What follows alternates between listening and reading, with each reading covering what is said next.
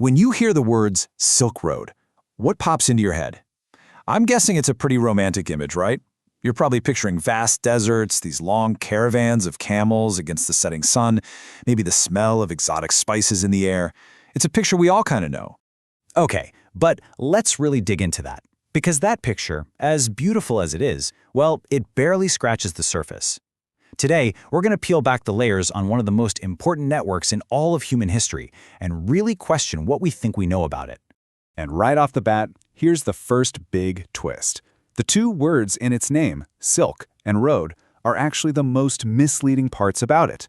I know, it's a total paradox, but it's the absolute key to understanding its true massive impact on the world.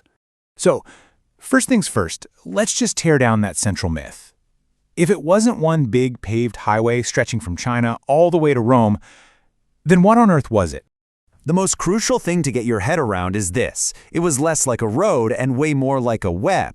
A sprawling, constantly changing network of desert trails, sea routes, and caravan paths that link dozens and dozens of cultures across the entire Eurasian continent. It wasn't just one thing. It was a living, breathing system. And this network, well, it basically became the ancient world's very first superhighway. This is the part we're probably most familiar with, that incredible trade of physical stuff, and even more important, technology. And what's so fascinating is that this was a real exchange. It wasn't just China shipping out treasures. I mean, sure, China sent its legendary silk, its spices, and game-changing inventions like paper and gunpowder heading west. But coming back the other way, the West was sending gold, silver, beautiful glassware, and these powerful war horses that were incredibly valuable in the East. It was a true two-way street. This little fact really shows you just how precious this stuff was. Silk was so alien and so luxurious to the Romans that they literally couldn't figure out how it was made. Their best guess? It had to be some kind of magical fiber that grew on trees. That's the kind of awe and value that fueled this entire network. But as amazing as all of that was, here's where the story gets really interesting. The things that truly changed the world weren't the things people wore or ate. They were the ideas and the inventions that totally reshaped societies from the ground up. I mean, just look at the impact of these three. Papermaking comes out of China, and suddenly knowledge becomes cheaper and way more accessible in Europe. The stirrup, which probably came from nomads in Central Asia, basically creates the heavily armored knight on horseback, the medieval equivalent of a tank, and it changes warfare for centuries. And then there's gunpowder, which went from Chinese fireworks to European cannons and completely rewrote the rules of global power. Wow. And this leads us to something even bigger, even more profound. This network wasn't just moving physical things, it was a pipeline for the most powerful force in the world, ideas. You had entire belief systems hitching a ride with the caravans. I mean, imagine Buddhist monks making the long journey from India, sharing a philosophy that would go on to shape Chinese history. You had Christian communities popping up deep in Persia and beyond, and Islam spread like wildfire along these same routes, transforming every culture it touched. The result was this incredible cultural fusion. Just picture it. In a single marketplace in an oasis city, you might see Greek-inspired Buddhist art being sold right next to a stall where Persian scientists are discussing Chinese technology. New words from thousands of miles away were entering local languages. It was a true marketplace for culture itself. But let's be real, this level of connection wasn't all positive. Like any powerful network, the Silk Road had a dark side. It came with some huge risks. You really have to see it as two sides of the same coin.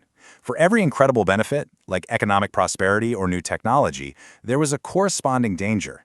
The same routes that brought silk and spices also carried devastating diseases. The connections that spread knowledge also, unfortunately, made it easier for brutal invasions to happen. Yeah, the Silk Road, it turns out, was the perfect transmission system for pandemics. The plague of Antoninus that hit Rome, the plague of Justinian and Byzantium, and of course, the most infamous of all, the Black Death, history's deadliest pandemic, they all traveled along this very network. It's a terrifying reminder that when you connect the world, you connect everything, including the bad stuff. So, why does any of this ancient history matter to us right now? Well, because the story of the Silk Road is in so many ways our story. Its legacy is literally all around us. If there's one way to think about it, one perfect analogy, it's this.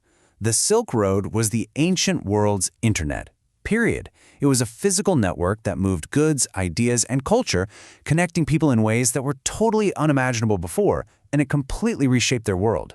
Of course, the scale and the speed today are just mind-bogglingly different. A message that took years to travel the Silk Road now takes a fraction of a second. But the fundamental principle, a network that creates opportunity, enables exchange, and also carries risk, is exactly the same. The DNA of our globalized world was coded right here, thousands of years ago. So what's the bottom line? What are the big things to take away from this? First, always remember, it was a network, not a road. Second, it moved world-changing ideas, not just silk. And third, its biggest lesson, that global connection brings both incredible opportunity and incredible risk, is more relevant today than it has ever been. It was the blueprint for the world we live in now. Which, of course, leaves us with one final, big question to think about. As we navigate the wild benefits and the very real dangers of our own digital, hyper-connected age, from instant global trade to viral information and, yes, pandemics, what lessons can we, and maybe should we, learn from the triumphs and failures of the world's very first global network?